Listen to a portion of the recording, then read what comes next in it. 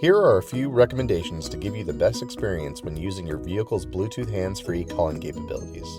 Follow these steps to help minimize any issues with echoing during a phone call. First, make sure your smartphone is up to date and using the manufacturer's latest operating system.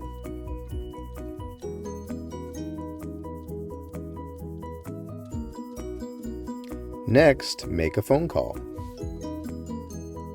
Once the phone call is in progress, set the volume on your smartphone to its highest setting.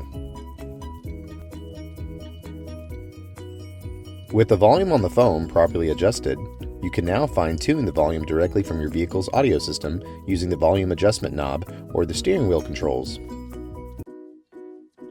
Also, make sure to adjust the volume below 45 for best results. Remember, these volume settings may need to be reapplied anytime the phone is paired to a new vehicle, a phone update is applied, a new phone is paired, or the phone is unpaired and repaired.